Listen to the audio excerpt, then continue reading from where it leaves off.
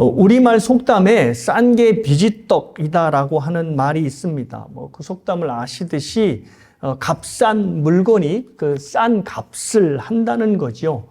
비지는 여러분이 아시다시피 두부를 만들고 남은 콩 찌꺼기를 이제 비지라고 합니다. 그러니 쌀이나 찹쌀로 만든 떡이 아니라 콩 찌꺼기인 비지로 만든 떡이 뭐가 맛있겠습니까? 그래서 비지떡은 맛으로 먹는 게 아니라 값이 싼 맛에 먹는 거다라고 이제 말을 하는 것입니다.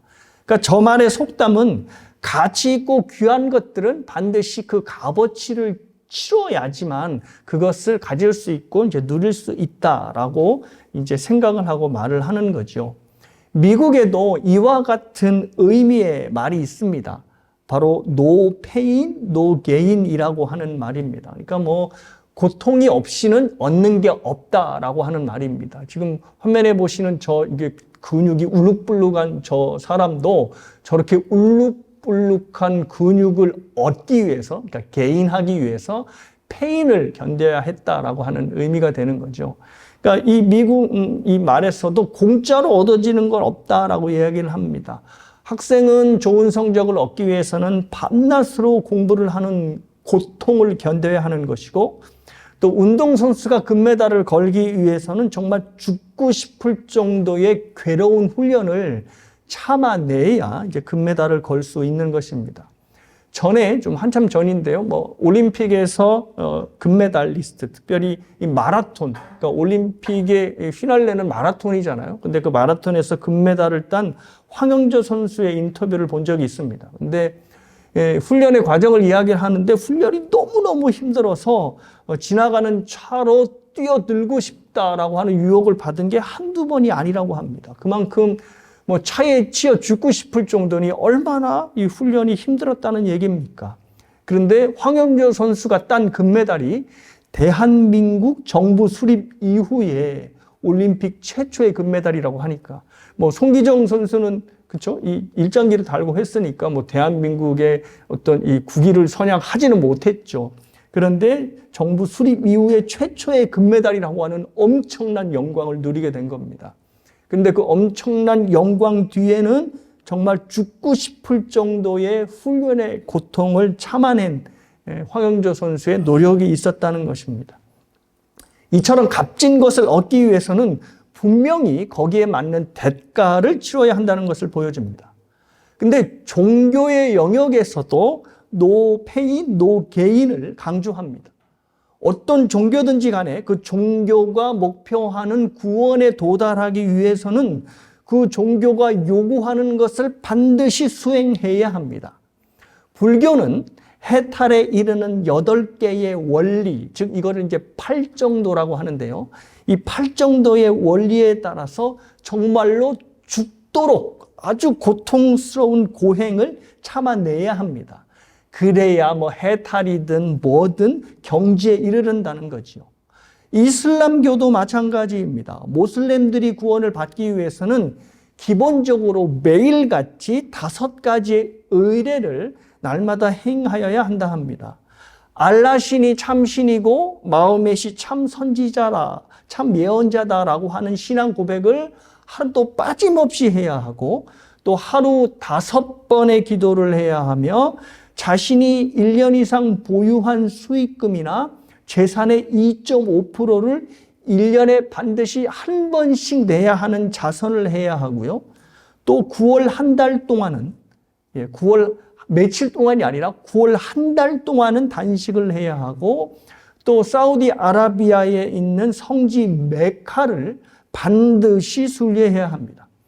이 5가지를 수행해야만 이슬람이 원하는 구원에 다다를 수 있다는 것입니다. 그러니까 종교도 역시 no pain, no gain이라는 것입니다. 그런데 그런 의미에서 볼 때 기독교는 참으로 이상합니다.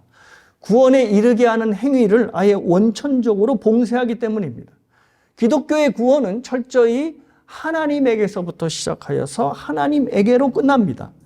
여기에 사람이 보탤 수 있는 행위는 절대로 어떤 것도 없습니다. 불교나 이슬람처럼 기독교의 구원에 있어서 인간의 행위를 보탤라 치면 성경은 아주 냉정하게 그리고 아주 단호하게 우리의 구원이 어디서부터 비롯됐는지를 보여주고 있습니다. 성경에 굉장히 많은 구절이 있지만요. 에베소서 2장 8절에서 9절을 읽어드립니다. 너희가 그 은혜를 인하여 믿음으로 말미암아 구원을 얻었나니 이것이 너희에게 난 것이 아니요 하나님의 선물이라. 행위에서 난 것이 아니니 이는 누구든지 자랑치 못하게 함이니라. 우리가 받은 구원이 우리의 노력에서 비롯된 것이 아님을 아주 분명히 명시를 하고 있습니다. 심지어 예수를 그리스도로 믿게 된 그 믿음까지도 예수를 그리스도로 영접하게 된 그 믿음까지도 내 행위가 아니라 하나님의 행위의 결과다라고 말을 하는 거죠. 그래서 믿음을 하나님께서 우리에게 주신 선물이라고 말을 하는 것입니다. 이것이 바로 기독교와 다른 종교가 갖는 근본적인 차이입니다. 종교는 구원을 이루기 위하여 뭔가 끊임없이 자신이 해야 하고 또 그것을 이뤄야지만 너희들이 구원을 받을 수 있다라고 욕을 하지만 기독교는 너희가 구원을 얻기 위하여 할 수 있는 것은 아무도 없다라고 선포하고 있습니다. 말씀드린 대로 구원은 오직 하나님께로부터 나오는 것이기 때문입니다. 그래서 우리는 기독교가 여러 종교 중 하나다라고 종교 중 하나로 분류되는 것을 거부합니다. 자기가 열심히 수행을 해서 구원에 도달하는 종교와는 분명히 다르기 때문입니다. 그런데 이 차이는 석가모니의 유언과 예수님의 유언을 비교해 보면 더욱더 확실해집니다. 석가모니가 임종 직전에 제자들에게 남긴 말이 이것이랍니다. 뭐냐 하면 모든 것은 변한다. 그러니 부지런히 수행하고 정진하라. 이것이 바로 석가의 유언이었다고 합니다. 그러니까 열반이든 해탈이든 하여튼 무엇이든 불교가 원하는 경지에 이르기 위해서는 부지런히 수련하고 정진해야 한다는 거죠. 그래서 여러분이 아시다시피 승려들이 속세와 인연을 끊고 산중에 들어가서 깊은 수련에 들어가는 것입니다. 그렇게 정진하고 수행하여야 구원을 이룰 수 있기 때문입니다. 그런데 오늘 우리가 읽은 본문에서 예수님이 십자가에서 마지막으로 숨을 거두시며 하신 말씀을 보시면 이것입니다. 뭐죠? 다 이루었다입니다. 나는 할 만큼 했으니 나머지는 너희들이 열심히 부지런히 수행하고 정진하여서 구원을 채워라. 이렇게 하지 않으시고 다 이루었다라고 말씀을 하시는 겁니다. 그 수행하고 정진하는 사람들, 신도들의 행위가 들어올 틈이 없는 겁니다. 왜? 다 이루었으니까. 이 두 유언의 차이가 불교를 포함한 모든 종교와 기독교가 얼마나 다른지를 보여주고 있습니다. 기독교는 구원을 이루기 위하여 자신의 노력과 수고로 그 구원의 대가를 지불하는 것이 아니라 예수님께서 다 이루어 주셨음을 믿고 그 일들을 온전히 누리는 것입니다. 미완성된 삶을 내가 수고와 노력으로 채워나가는 것이 아니라 이미 완성된 삶이 예수님을 통하여 우리에게 주어졌고 그러면 예수님을 통해서 그 주어진 삶을 우리가 믿고 누리며 사는 것입니다.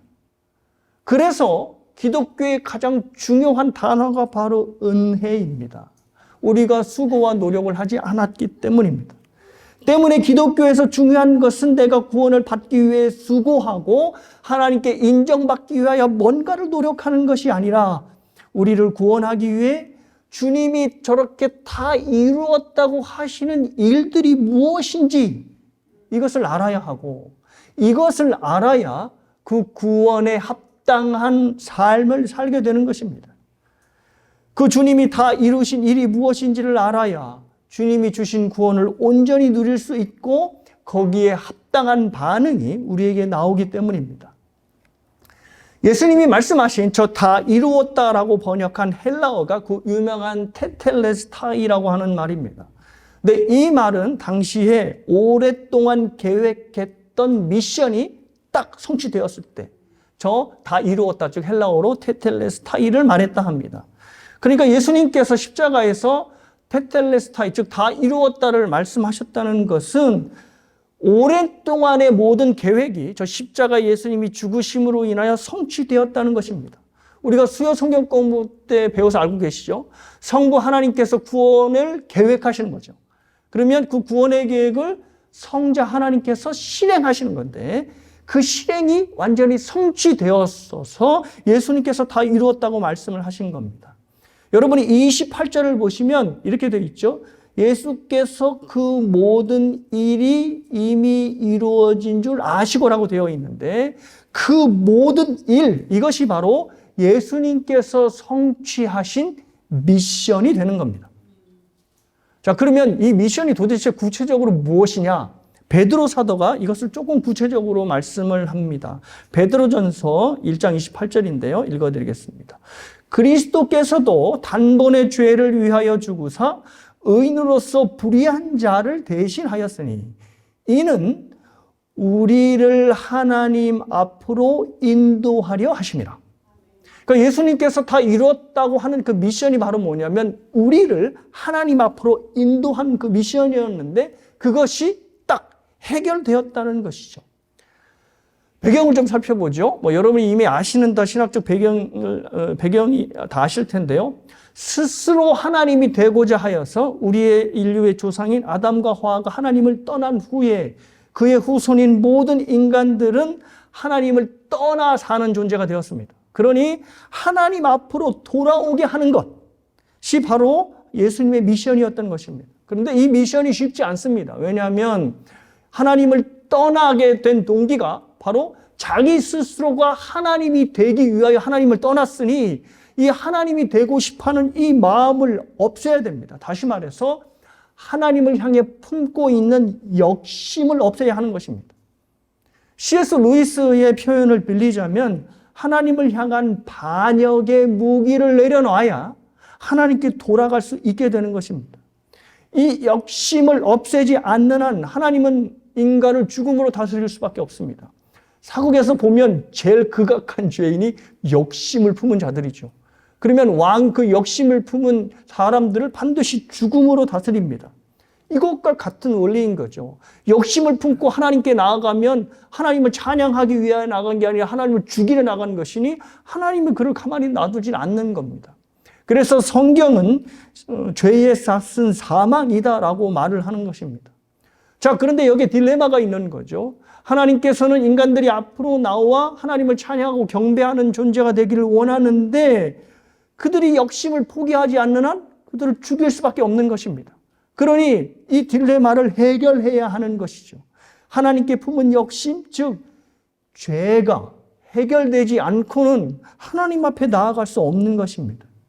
그래서 하나님께서 택하신 방법이 인간의 생명 대신 동물의 생명을 받는 것이었습니다. 다시 말해서 인간을 죽이는 대신 동물을 죽이시는 것입니다.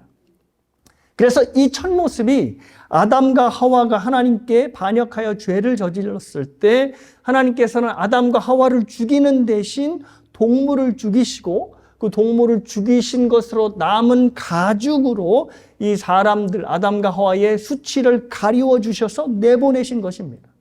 그러니까 죽어야 될 것은 아담과 하와였지만 아담과 하와 대신 동물이 죽어서 그들의 죄를 가린 것입니다.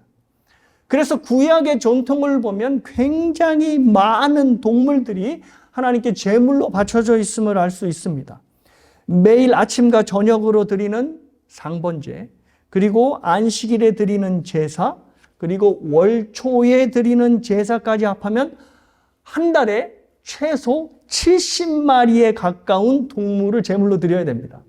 그러니 이것이 1년 동안 쌓이면 700마리 이상의 제물이 동물로 제물로 하나님께 바쳐지게 되는 것이죠. 이렇게 동물의 제사를 하나님께 받으신 것은 하나님이 고기를 좋아해서가 아니라 인간의 생명 대신 동물의 생명을 대신 받으셨기 때문입니다. 자, 그런데 문제가 있습니다. 무슨 문제냐면 동물의 생명을 취해서는 인간의 모든 죄가 없어지질 않는다는 것입니다. 그렇지 않겠습니까? 인간이 잘못해서 죄를 졌는데 오만 동물이 죽으니 온전히 인간의 죄가 사해지질 않는 것이죠. 그래서 성자 하나님께서 인간의 몸을 입으시고 흠없는 제물이 되셔서 우리를 위하여 대신 죽으신 것입니다. 동물이 인간들을 향해 대신 죽은 것처럼, 죄를 대신하여 죽은 것처럼 예수님께서 우리의 제물이 되셔서 대신 죽은 것입니다. 그래서 세례 요한이 예수님을 딱 보자마자 한 말이 이것이었죠. 세상 죄를 지고 가는 하나님의 어린 양이로다라고 선포한 이유가 바로 여기에 있는 것입니다. 이렇게 예수님이 대속제물로 드려졌기에 하나님은 더 이상 우리에게 동물을 갖다 바쳐라, 동물이 피를 흘리게 해야 한다는 동물의 피해 제사를 받지를 않으시는 것입니다. 예수님을 대속의 제물로 받으셨기 때문에 인간의 모든 죄값이 다 치러진 것입니다. 이것을 히브리서 기자는 이렇게 표현하고 있습니다. 표준 세번역으로 읽어드립니다. 모든 제사장은 날마다 제단에 서서 직무를 수행하면서 똑같은 제사를 거듭드리지만 그러한 제사가 죄를 없앨 수는 없었습니다. 그러나 그리스도께서는 죄를 사하시려고 단 한 번의 영원히 유효한 제사를 드리신 뒤에 하나님 오른쪽에 앉으셨습니다. 그리고서는 그는 그의 원수들이 그 발 아래에 굴복할 때까지 기다리고 계십니다. 그는 거룩하게 되는 사람들을 단 한 번의 희생제사로 영원히 완전하게 하셨습니다. 자, 이것이 바로 성경이 말씀한 영단번의 제사입니다.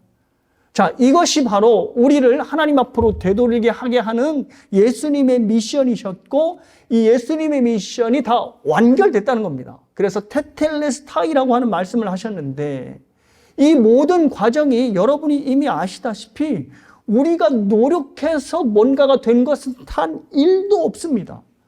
처음부터 끝까지 하나님의 역사였고 예수 그리스도의 실행이셨습니다. 그래서 예수님께서 다 이루었다라고 하는 테텔레스타이의 승리의 선언을 하신 것입니다. 십자가 사형틀에서 승리의 선언을 예수님께서 하신 것입니다. 말씀 그대로 예수님이 다 이루셨기 때문입니다. 그렇다면 그리스도인들은 누구인가? 그리스도인들은 바로 이 승리의 선언을 믿는 사람들이고, 이 승리의 선언을 날마다 삶의 모든 영역에 적용하며 사는 사람들입니다. 우리의 삶은 그래서 주님께서 다 이루신 일을 우리의 각 삶의 모든 영역에서 확인하며 사는 모습을 저와 여러분이 보여야 합니다. 삶의 모든 영역들이란 이런 거겠지요. 먹고 사는 문제, 사랑과의 문제, 죄와의 문제, 모든 삶에 일어나는 일거수일투족의 삶의 여러 가지 것들, 일들을 바로 주님께서 다 이루어 주셨음을 믿고 그 믿음으로 살아가는 겁니다. 이 사람들이 바로 그리스도인이고, 그래서 이 그리스도인을 그리스도인으로 살게 하는 것이 바로 핵심인 믿음이라는 것입니다. 자, 그러면 좀 구체적으로 적용을 해봐야 되겠죠? 두 가지 영역을 놓고 좀 적용할 텐데요. 첫 번째는 우리가 먹고 사는 문제에 주님이 다 이루셨다라고 하는 것을 좀 적용해 보겠습니다. 예수님께서 십자가에 달려 돌아가심으로 인하여 다 이루었죠. 그러니 우리의 먹고 사는 문제가 해결됐습니다. 안 믿으시는군요. 아멘이 안 나오시죠? 예. 그럴만합니다. 왜냐하면 나는 지금도 여전히 일을 하고 있고 또 생계 문제로 고민하고 있는데 예수님께서 먹고 사는 문제를 해결하셨어? 어떻게 다 이루셨지? 라고 하는 생각이 드니까 당연히 그런 생각이 드실 겁니다. 그런데 그렇게 말씀드린 이유가 있습니다. 왜냐하면 주님이 다 이루신 일로 인하여 하나님이 우리의 아버지가 되셨기 때문에. 아버지란 어떤 존재입니까? 아버지는 가장이 되어서 가족의 생계를 책임지는 분이 바로 아버지가 아닙니까? 때문에 하나님께서 우리의 아버지가 되셨다고 하는 이 말은 우리의 먹고 사는 모든 생계의 문제가 다 이루어졌음을, 끝냈음을 의미하는 것입니다. 여러분이 다 알고 계시겠지만 마태복음 6장 25절에서 32절까지 필요한 부분들을 제가 좀 읽어드립니다. 그러므로 내가 너희에게 이르노니 목숨을 위하여 무엇을 먹을까 무엇을 마실까 몸을 위하여 무엇을 입을까 염려하지 말라. 목숨이 음식보다 중하지 아니하며 몸이 의복보다 중하지 아니하냐. 공중의 새를 보라. 심지도 않고 거두지도 않고 창고에 모아들이지도 아니하되 너희 하늘 아버지께서 기르시나니 너희는 이것들보다 귀하지 아니하냐. 자, 30절부터입니다. 오늘 있다가 내일 아궁이에 던져지는 들풀도 하나님이 이렇게 입히시거든 하물며 너일까 보냐 믿음이 작은 자들아. 그러므로 염려하여 이르기를 무엇을 먹을까 무엇을 마실까 무엇을 입을까 하지 말라. 이는 다 이방인들이 구하는 것이라. 너희 하늘 아버지께서 이 모든 것이 너희에게 있어야 할 줄 아시느니라. 하늘의 하나님, 즉 아버지께서, 하늘의 아버지께서 공중의 새와 들의 들풀을 먹이시고 입히시는, 그래서 그들의 삶에 먹고 사는 문제를 해결해 주신 것처럼 하나님께서 우리의 아버지가 되셔서 우리를 입히시고 먹이신다는 것입니다. 그러니 먹고 사는 문제가 우리의 문제가 아니라 우리를 입히시고 먹이시는 하나님의 문제인 것을 바로 예수님이 말씀하시는 겁니다. 때문에 그리스도인의 먹고 사는 문제에 있어서 주님께서 다 이루어 주셨음을 경험하며 사는 것이 바로 저와 여러분인 것입니다.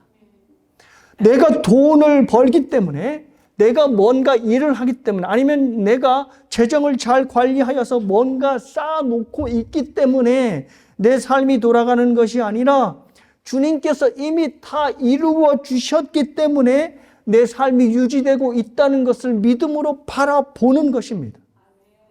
자, 이것을 믿음으로 바라보지 못하면 어떤 일이 일어나냐면요, 하나님이 나를 살리시는 게 아니라 내가 내 자신을 살리는 것으로 믿게 됩니다.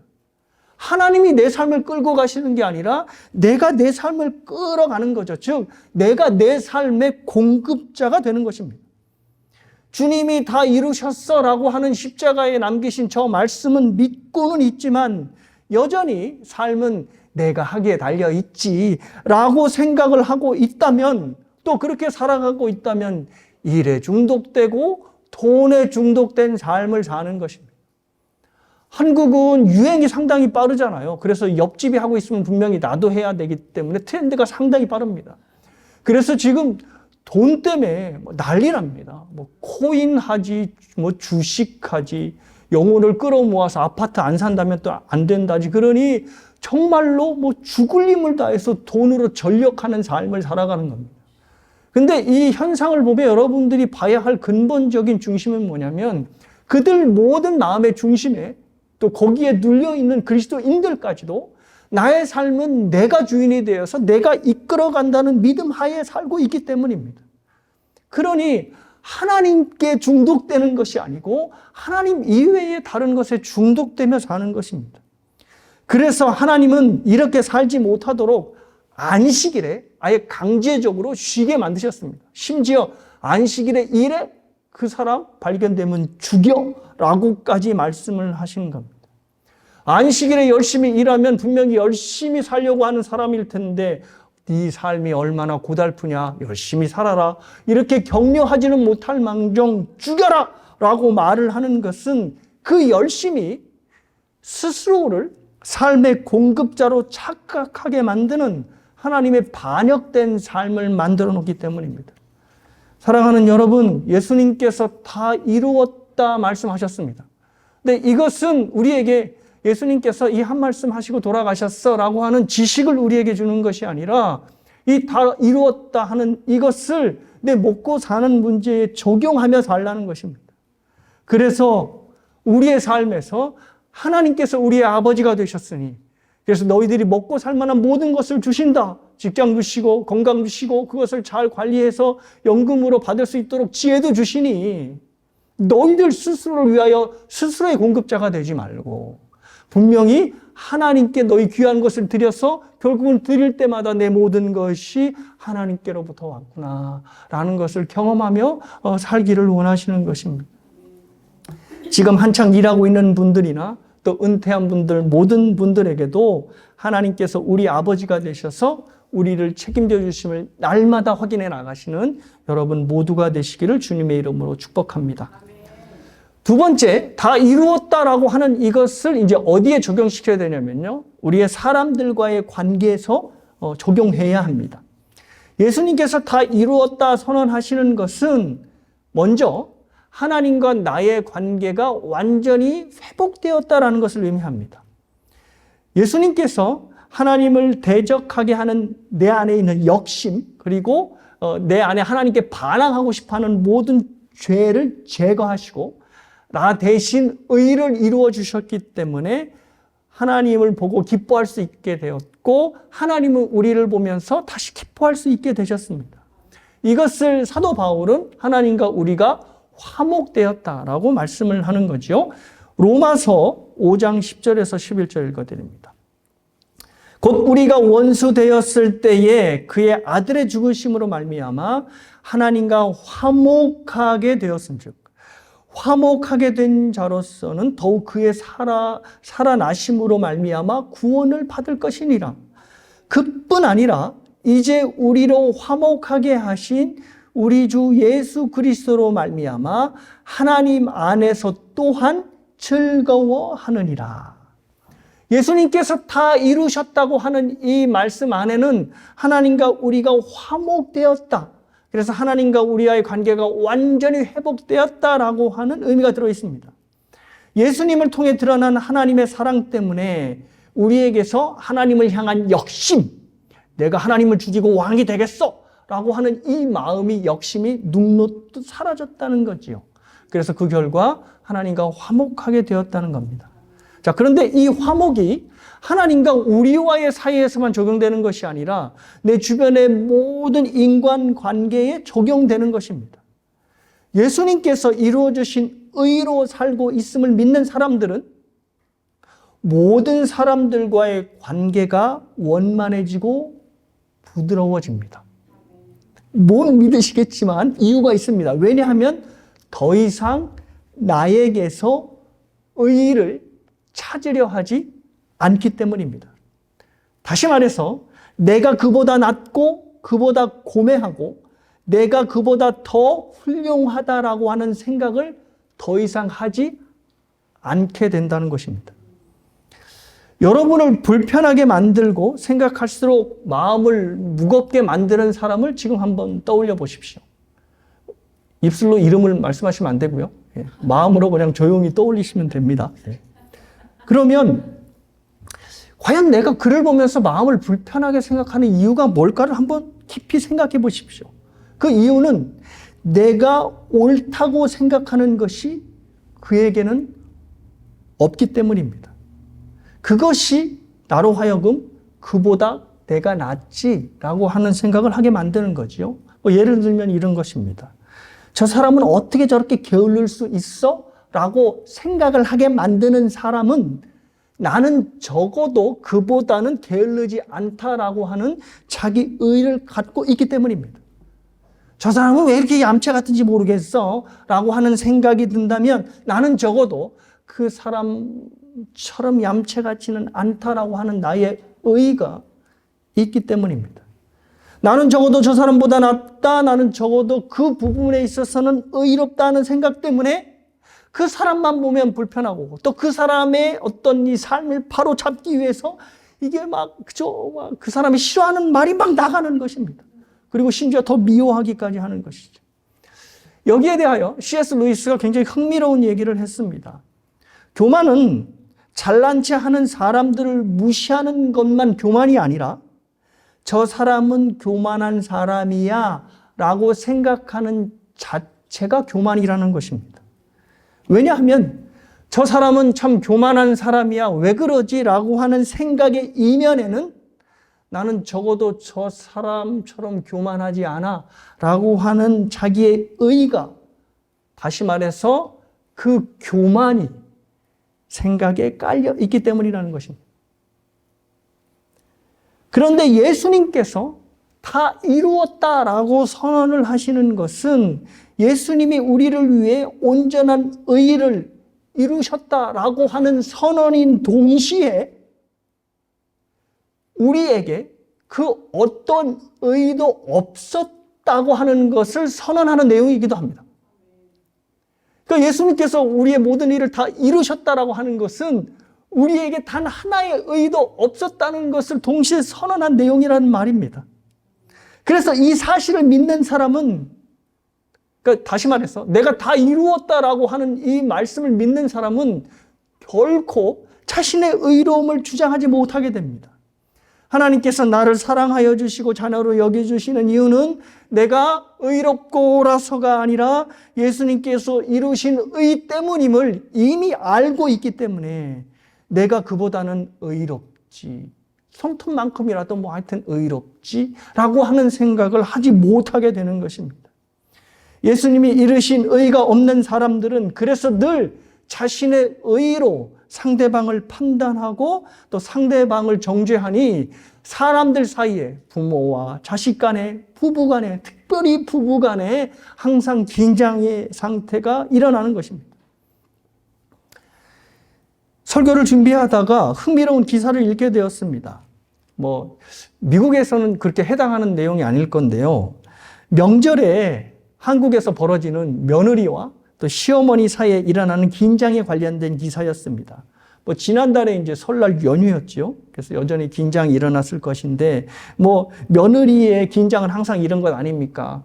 우리 시어머니가 맨날 나한테 딸이라고 부르지만, 딸하고 나한테 대하는 것이 전혀 다르다라고 생각해서 어머니한테 서운해하죠. 그래서 며느리가 늘 명절 때 되면 가슴을 부글부글 가슴앓이를 안고 돌아온다는 거예요. 그게 이제 우리가 다 알고 있는 내용인데, 그 기사를 보니까 며느리만 마음이 불편한 게 아니라는 겁니다.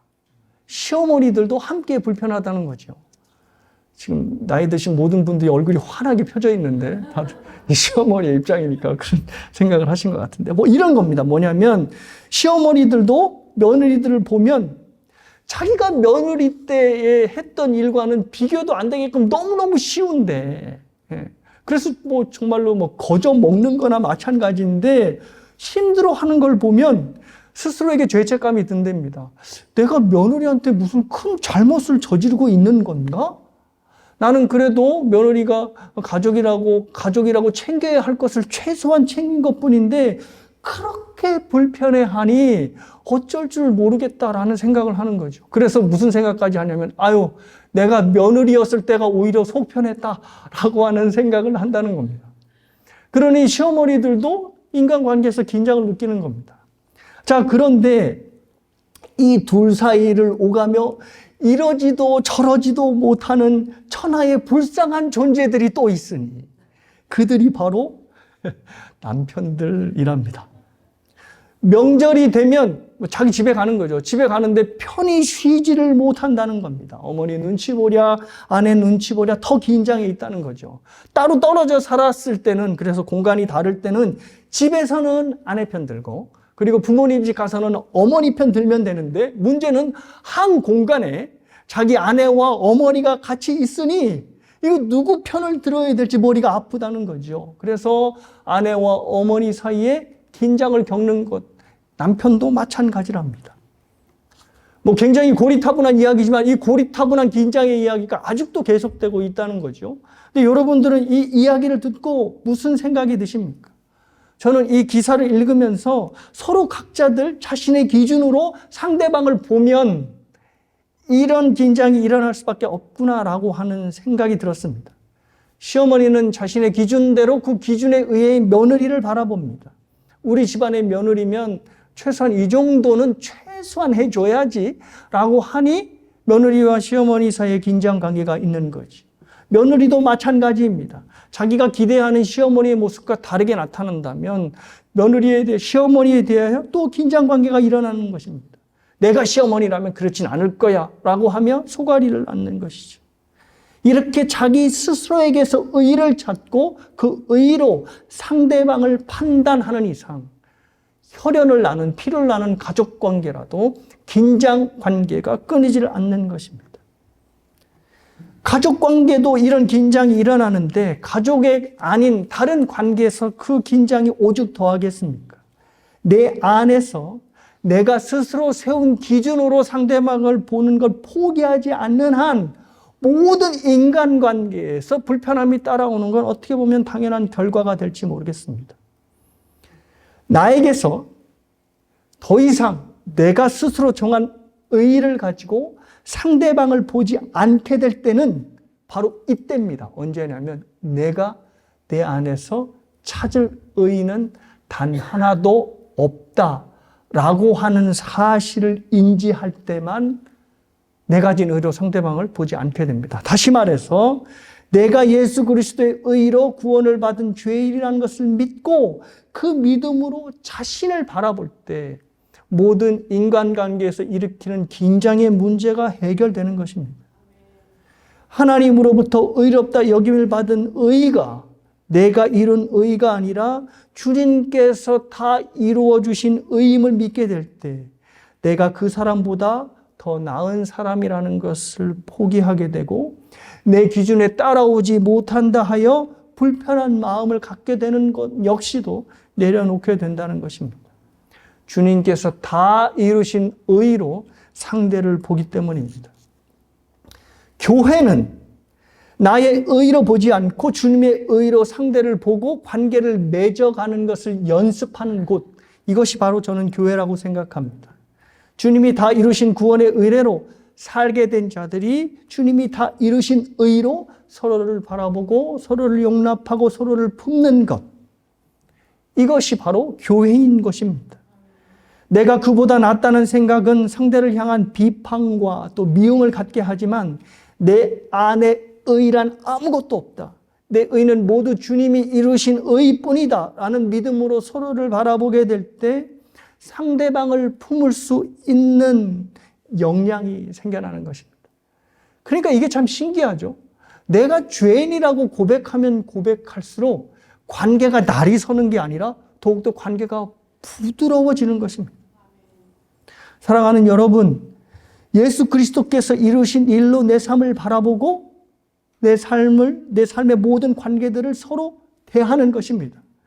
주님께서 다 이루어 주신 역사 위에 인생을 사는 법을 교회에서 배우는 것이고 예수님이 다 이루신 의로 상대방을 바라보고 연습하는 곳, 이것이 바로 교회인 것입니다. 그래서 앞으로 우리 교회가 이런 연습이 충만한 그런 교회가 되었으면 좋겠습니다. 상대방 저 사람 왜 그러지라고 하는 생각이 들 때마다 내 기준이 아닌 예수 그리스도의 의로 그를 바라보고 그나 나나 모두 똑같은 죄인이다 라고 생각한다면 우리의 날선 마음이 없어지게 되고 무뎌지게 될 것입니다.